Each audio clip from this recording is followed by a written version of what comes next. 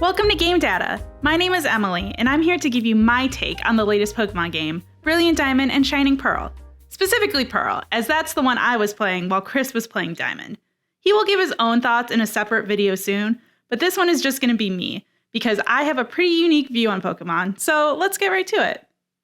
Now, a bit of important background about my gaming and Pokemon history is that I don't really have any. I never got into Pokemon as a kid, and our family never had any gaming consoles, large or handheld. I saw maybe an episode or two of the anime, and I knew who Pikachu was, but that was really it. I watched some more of the first season when I was in college, so then I could at least recognize the original 150. But seriously, that was it until Chris and I started dating in 2016 and got thrown into the deep end. To this day, I don't have a lot of experience playing the games. Before BDSP, the only titles I've beaten to completion are Sword and Let's Go Pikachu. I have, with much encouragement, attempted to play Black on a 3DS, but I always found it hard to play games on older tech. And this is not just for Pokemon games, but also Mario and Zelda and etc. I don't know if it's because I didn't grow up playing on these machines, or the technological restrictions at the time, or my ADHD, or a combination of all these things, but I don't find them to be very user-friendly or intuitive. It's also hard for me to get really emotionally interested in pixel art-based games on a tiny handheld, which is why I was really excited to play these remakes. I can play through essentially the original game, but in a format that was most approachable to me in its three-dimensional, TV-sized glory. So, with all of that said, overall, I did enjoy playing Shining Pearl. It definitely hit all the marks that I was expecting of experiencing a classic Pokemon game, but with the latest graphics and technology, I assume as intended. When I saw the trailers and as I started playing, I was a little confused by the character design.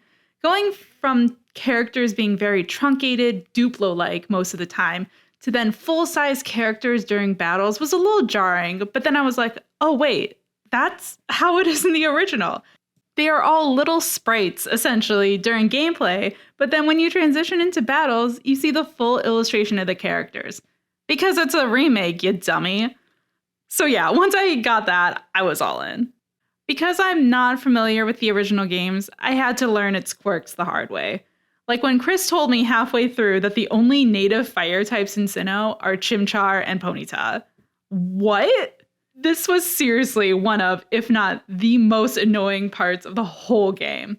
Not only are fire types just overall pretty rad, I think this greatly hinders my typical strategy when battling, which, to be honest, isn't much of a strategy to begin with, so that was a really frustrating obstacle. Another thing that was kind of annoying was the hidden moves. Mostly that there was a two-step process to first finding the person to give you the move and then beating the gym leader in order to gain access to it. I got into a bit of a pickle also about halfway through the game, when I only had 2 or 3 of the HMs, and I didn't even realize that there was some that I missed until I beat a gym leader and they gave me access to something that I didn't even have. I eventually had to resort to one of Chris's old guidebooks that told me where I can find the rest of the HMs and who I needed to talk to. I know that talking to NPCs are important to give you hints, a little background, and maybe find a special gift here and there. But for the most part, I tend to skip a lot of them because I am more interested in moving the plot of the story along than spending all of my time walking up to every single person. If I didn't have that guidebook, especially as a kid, I certainly would have rage quit.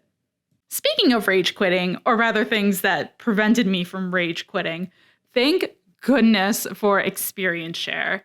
I had no idea this was a new feature in Pokemon games as a whole until recently, and hearing about all the grinding that had to be done to level up each Pokemon in your party in the before times, it makes me want to rip my eyes out. There is no way my ADHD brain would last in grinding through the wild areas when, again, my main interest is moving the plot forward. That's not to say the whole plot structure is without faults either. I thought the concept of Team Galactic, as well as their outfits, were pretty rad, because I'm all into spacey, sci-fi, wibbly-wobbly, timey-wimey stuff. The one thing that kind of annoyed me was that the ultimate battle to defeat Team Galactic and Cyrus wasn't really the final climax of the whole game. I mean, when you have to go to Mount Coronet and capture Palkia, you still need to get your last gym badge, travel to the Pokemon League, defeat the Elite Four, and defeat Cynthia. Like, I understand the basic formula of most Pokemon games is to ultimately become the champion of the region, but that all seems insignificant when I've already captured the god of space. One aspect that I loved, but also kind of forgot was there at times, was the underground. The digging for gems and statues was super fun and a nice break from grinding to level up my team when I needed to. But I especially loved the Pokemon hideaways. It definitely made the grinding process so much easier than just walking over the same grassy patch on one road over and over again. The wild areas were also my absolute favorite part of Sword and Shield as well, because it gave me that immersive experience of hunting for Pokemon in a more natural situation.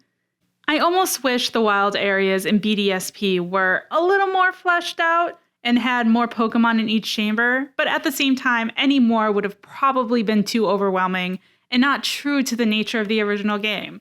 Again, it is a remake after all. So again, to summarize, I really enjoyed playing Shining Pearl.